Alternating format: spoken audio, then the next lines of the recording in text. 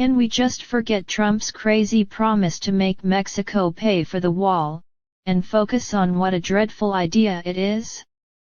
So it turns out that Mexico will not be paying for Donald Trump's famous border wall.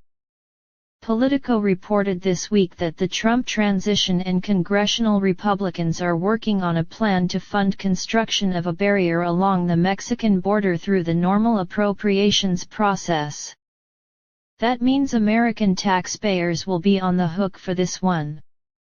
The reaction to this news from the press has been to focus on Trump breaking his oft-repeated campaign pledge to make Mexico pay for his border barrier. The move would break a key campaign promise when Trump repeatedly said he would force Mexico to pay for the construction of the wall along the border, CNN reported. The cable network even framed the story as Trump letting Mexico off the hook on this issue, as if the sovereign nation just south of us was ever under any obligation to make good on the president-elect's campaign rhetoric. This is a fine example of how press accountability falls short when Trump is allowed to set the narrative. Mexico was never going to pay for Donald Trump's border wall. Mexico is never going to pay for Donald Trump's border wall. Trump's campaign trail boasts that he would force our southern neighbor and key trading partner to fork over billions of dollars for an infrastructure project it doesn't want was straight-up posturing. His continued insistence that Mexico will somehow remunerate the United States for the costs we incur while building the border wall is still more posturing, meant to prop up his initial ridiculous boast. As such, pointing a finger at him and screaming aha, when he breaks a key campaign promise that was never going to be kept because it exists on the plane of the absurd doesn't have much value. Trump would actually love to get into another pissing match over who will ultimately pay for the wall, because he can strut and act tough and exploit the Mexican government as a focus of nationalist resentment. What matters is that this dumb wall is being built at all, and how the decision to move forward on it fits in with Trump's and the Republicans' other policy priorities. When Trump talks about the wall, he hits two themes: it will secure the border, and it can be built cheaply because he's the world's best builder. Neither of these things is true. Trump's approximations for the cost of building the wall have generally been between $8 billion and $12 billion. Those are absurd lowball estimates.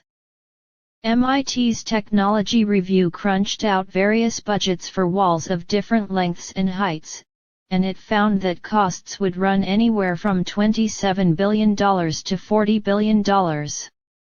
And that's just to build the damn thing. Costs for maintaining a piece of infrastructure that size would run high and never end. As for providing border security, it would be an extraordinarily expensive way to address a problem that has already declined massively. According to Border Patrol statistics, there were just over 400,000 apprehensions of undocumented immigrants coming across the southern border in 2016, down from more than 1.6 million in 2000. And even if you assume that the wall would lock down the border, a dodgy assumption, given that walls can be breached, climbed, tunneled under, and otherwise defeated, you're still only addressing part of the problem.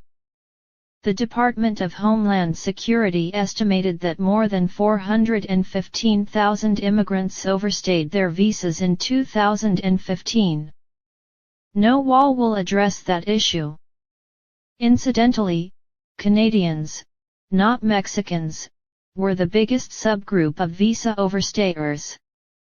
So really what we're looking at is the incoming president and his craven enablers in Congress committing many billions of dollars to what is basically a monument to anti-immigrant resentment. It's helpful to view this priority of theirs in the context of their other priorities like, say, the repeal of the Affordable Care Act. Republicans are hell-bent on moving quickly to eliminate the ACA's subsidies for insurance premiums and payments to states that expanded Medicaid. That means their vision of governance is to spend considerably less public money on things that help people obtain health coverage, and that have contributed to a record-setting decline in the uninsured rate, while spending countless billions more in public funds for a largely symbolic masonry project in the desert. That's a more useful way of looking at the wall story than telling people that Trump broke a crazy promise he never remotely intended to keep.